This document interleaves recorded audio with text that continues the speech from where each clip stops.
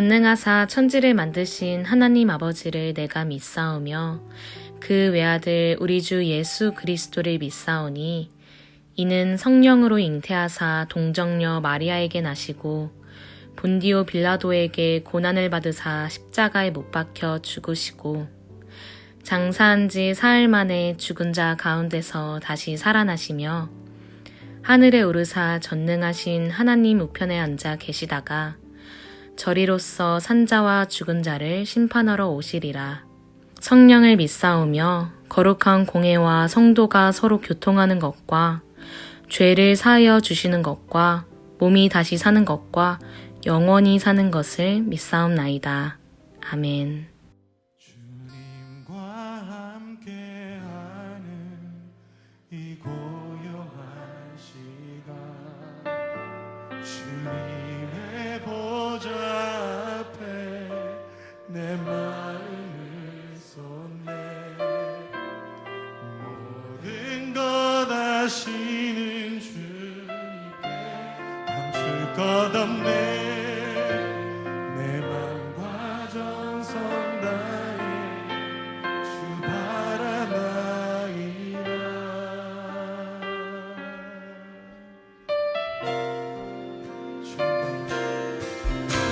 주님과 함께하는 이 고요한 시간, 주님의 보좌 앞에 내 마음을 쏟네. 모든 것 아시는 주님께 감출 것 없네. 내 맘과 정성 다해 주 바라나이다. 온 맘 다해 사랑합니다. 온 맘 다해 주 알기 원하네. 내 모든 삶 당신 것이니 주만 섬기리. 온 맘 다해. 주님 인도하신 보길 원합니다. 여하잖아도 주님께서 하십니다. 나 오직 주의 얼굴 구하게 하소서. 나에게 할 수 없을 때라도 감사하며 주님 감사하며 믿음으로 나아가겠습니다. 온 맘 다해 사랑합니다. 온 맘 다해 주 알기 원하네. 내 모든 삶 당신 것이니 주만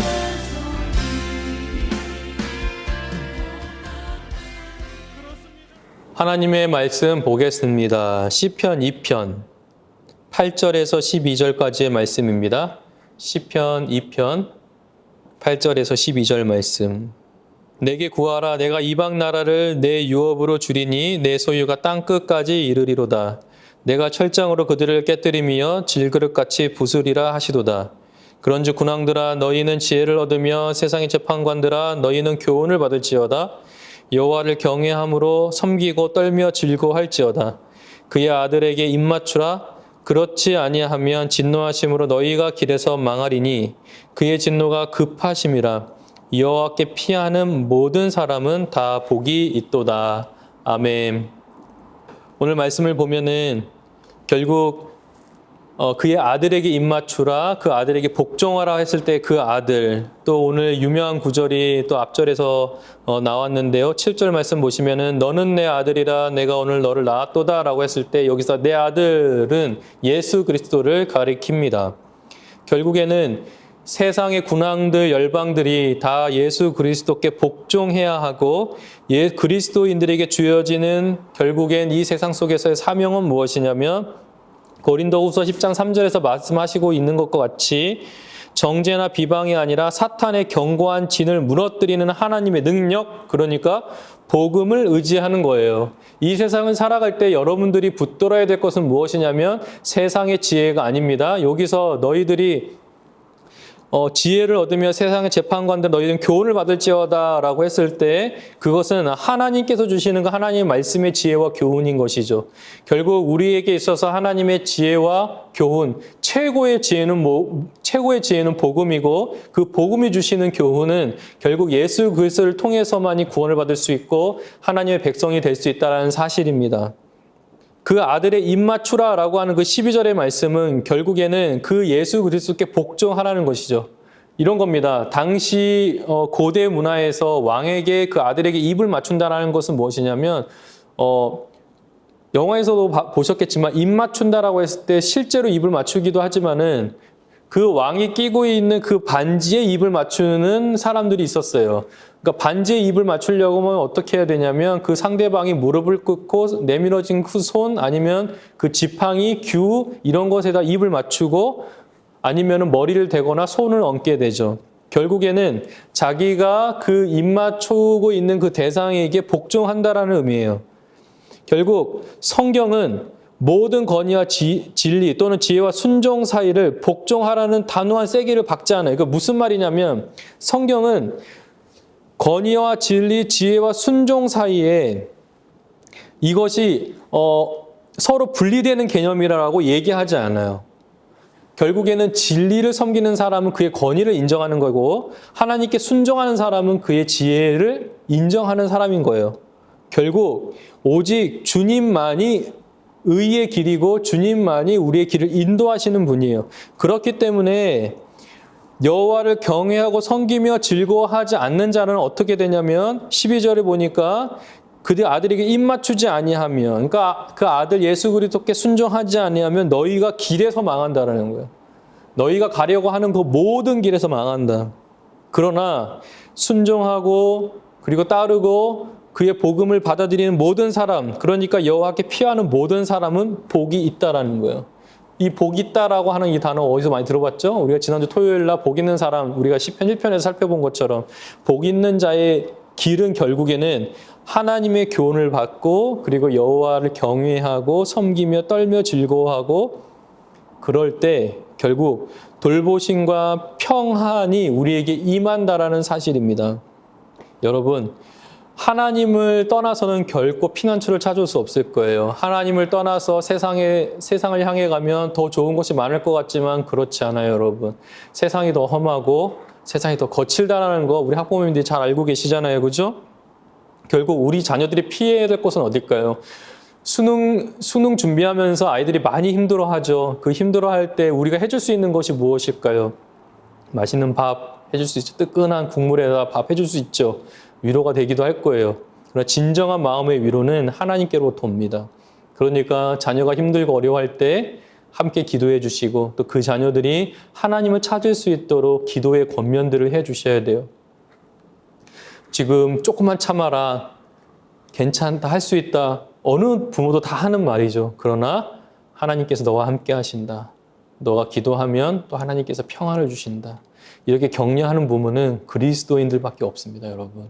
그러니까 여러분들이 세상의 부모와 다른 점이 바로 여기서 나와야 돼요. 세상의 지혜를 가지고 세상의 방법으로 우리 자녀들 위로하는 것이 아니라 성경에 기록되어 있는 대로 하나님께로 피하는 너희가 하나님으로부터 돌보심과 평안을 얻을 것이다.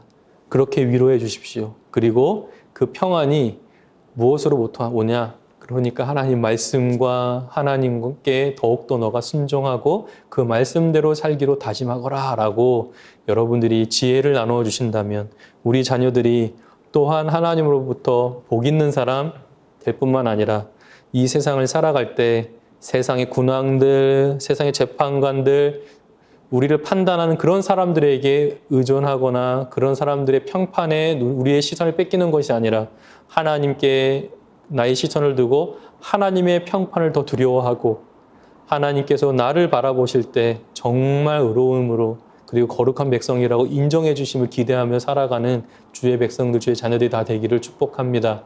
기도하겠습니다. 하나님 아버지, 오늘 말씀과 같이 예수 그리스도께 입맞추고 주께 순종하는 자들 다 될 수 있게 도와주시고, 그렇게 순종하지 않으면 너희가 길에서 망한다고 하였는데 우리가 여호와께 피하는 복 있는 사람, 복된 사람들 다 될 수 있도록 축복하옵소서. 특별히 우리 자녀들이 어려울 때 세상이 어떤 것으로 위로받으려고 하는 것이 아니라 하나님께 피하고 하나님께 주시는 그 돌봐주심과 그리고 피한 자들에게 주시는 위로와 평안들을 얻는 귀한 자녀들 될 수 있도록 그 은총을 베풀어 주옵소서. 예수님의 이름으로 기도하옵나이다. 아멘.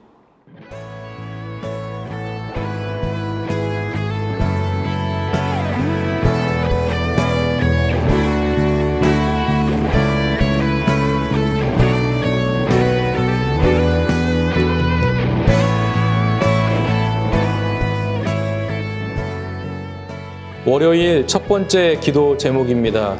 수능 시험을 준비하면서 하나님의 도우심과 인도하심을 경험하게 해달라고 기도하겠습니다.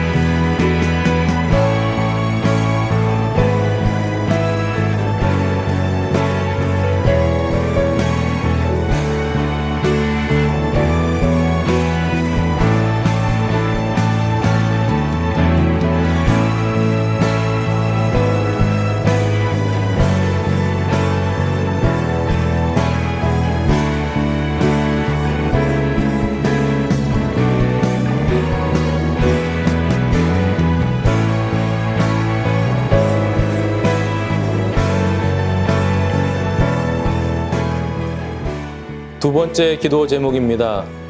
건강한 체력을 주셔서 지치지 않게 하시고 아프지도 않게 해달라고 기도하겠습니다.